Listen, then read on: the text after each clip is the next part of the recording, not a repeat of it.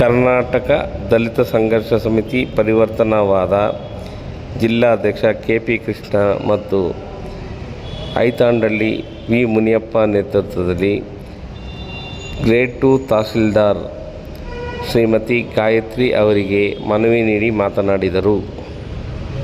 ರಸ್ತೆಯನ್ನು ಮಾಡಿರುವುದಿಲ್ಲ, ರಸ್ತೆ ಇಲ್ಲ. ಸುಮಾರು ವರ್ಷದಿಂದ ಸರ್ಕಾರ ಗ್ರಾಂಟ್ ಮಾಡಿದ್ದಾರೆ. ಅಲ್ಲಿ ಅದರಲ್ಲಿ ಸುಮಾರು ರೈತರು ತೊಂದರೆ ಆಗ್ತದೆ, ರಸ್ತೆ ವ್ಯವಸಾಯ ತೊಂದರೆ ಆಗ್ತದೆ. ಮಶಾನ ಇಲ್ಲ ನನ್ನಳ್ಳಿ ಗ್ರಾಮಕ್ಕೆ. ಮತ್ತು ಮೇಡಮ್ ಅದೇ ಮಶಾನ ಮತ್ತು ರೈತರಿಗೆ ಇಲ್ಲ, ಸರಿ ಇಲ್ಲ. ಸುಮಾರು ರೈತರು ತುಂಬ ನೋವು ಬರ್ತಿದ್ದಾರೆ, ತುಂಬ ಕಷ್ಟವಾಗಿದ್ದಾರೆ. ವ್ಯವಸಾಯಕ್ಕೆ ದಾರಿ ಇಲ್ಲ, ಭೂಮಿ ಇಲ್ಲ. ಭೂಮಿಯಲ್ಲಿ ರಸ್ತೆ ಕೊಟ್ಟರೆ ಎಲ್ಲ ರೈತರು ಅನುಕೂಲ ಆಗುತ್ತೆ. ಆದಷ್ಟು ಬೇಗ ಸ್ವಲ್ಪ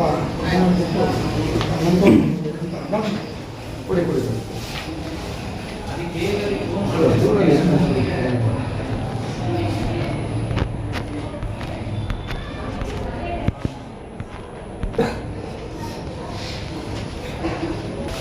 ನಾಲ್ಕನೇ ಅರ್ಜಿಯನ್ನು ಕೊಟ್ಟಿದ್ದೀವಿ.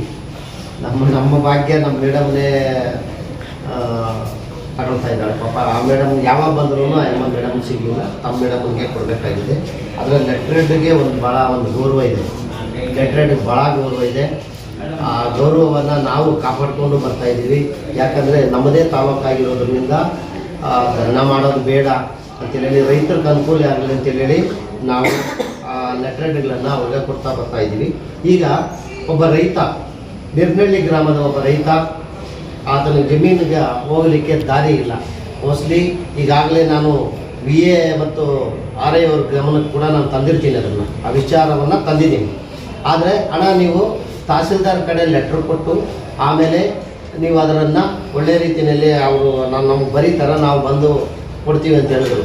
ಮೊದಲು ಕಾರ್ಬೆಲೆ ಗ್ರಾಮದ್ದು, ಕಾಮಸಂದ್ರದ್ದು, ಐತಂಡಳ್ಳಿದು, ಇವು ಮೂರನ್ನು ಕೊಟ್ಟಿದ್ದೀವಿ. ಮೇಡಮ್ನವ್ರು ಕೂಡ ಅದನ್ನು ಪರಿಗಣನೆ ಮಾಡಿದ್ದಾರೆ, VAಕ್ಕೂ ರಿಪೋರ್ಟ್ ಕಳಿಸಿದ್ದಾರೆ ಅನ್ಕೊಂತೀವಿ ನಾವು. ಅವ್ರು ಇನ್ನೂ ಸ್ಪಾಟಕ್ಕೆ ಬಂದಿಲ್ಲ.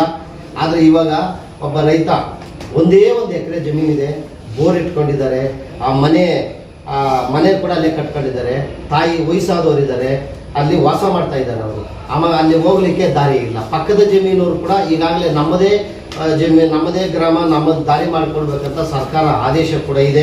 ಆ ಆದೇಶದಂತೆ ಮೇಡಮ್ನವರು ತಹಸೀಲ್ದಾರ್ ಮತ್ತು ಅಧಿಕಾರಿಗಳ ಗಮನಕ್ಕೆ ತಂದು ಅದನ್ನು ಅವ್ರಿಗೆ ಅನುಕೂಲ ಮಾಡಿಕೊಟ್ರೆ ಭಾಳ ಚೆನ್ನಾಗಿರ್ತದೆ ಅಂತ ನಾನು ಅದನ್ನು ಬಯಸ್ತೀನಿ. ಯಾಕಂದರೆ ಪಾಪ ಭಾಳ ಹೇಳಿದ್ದೀವಿ, ನಮ್ಮ ಮೇಡಮ್ನವರು ಸಹಾಯವನ್ನು ಮಾಡಿದ್ದಾರೆ, VAಗಳಿಗೆ ಮತ್ತು RIಗೆ ಕೂಡ ಬರೆದಿದ್ದಾರೆ ಅವರು. ಆದರೆ ಅಧಿಕಾರಿಗಳು ವರ್ಗದಿಂದ ಇನ್ನೂ ಅಲ್ಲಿಗೆ ಸ್ಪಾಟಿಗೆ ಬಂದಿಲ್ಲ, ಅದನ್ನು ಗುರುತಿಸಿಲ್ಲ, ಅದು ಬಂದಿಲ್ಲ. ನಮ್ಮದೇ ಅವರವ್ರ ತೋಟಗಳ ಹತ್ರ ತೆಗೆದುಕೊಂಡ ಕೂಡ ಇದು ನಿರ್ನಳ್ಳಿದು ಕೊಟ್ಟಿದ್ದೀರಲ್ರಿ? ಎಲ್ಲಿ ಕೊಟ್ಟಿದ್ದೀರಿ? ಒಂದೇ ಕೊಟ್ಟಿರೋದು, ಇನ್ನೊಂದೆಲ್ಲಿ ಕೊಟ್ಟಿದ್ದಾರೆ.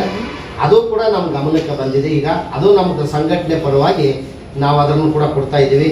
ಈ ಎರಡನ್ನೂ ಕೂಡ ಭಾಳ ಗಂಭೀರವಾಗಿ ಪರಿಗಣಿಸಿ ಆ ದಲಿತರನ್ನು ಕಾಪಾಡಿ. ಯಾಕಂದರೆ SCಗಳು ಇವಾಗಲೇ ಗೊತ್ತಿದೆ, ಜಮೀನುಗಳ ಹತ್ರ ಹೋಗ್ಲಿಕ್ಕೆ ದಾರಿ ಇರಲ್ಲ, ಮಶಾಣಕ್ಕೆ ಎಲ್ಲ ತೋಟದ ಹತ್ರ ಹಾಕ್ಕೊಂಡಿದ್ದಾರೆ.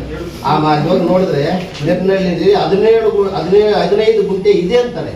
ಆದರೆ 15 ಗುಂಟೆ 1,000 ಜನ ಇರುವಂಥ 15 ಗುಂಟೆ ಸಾಕಾಗಲ್ಲ.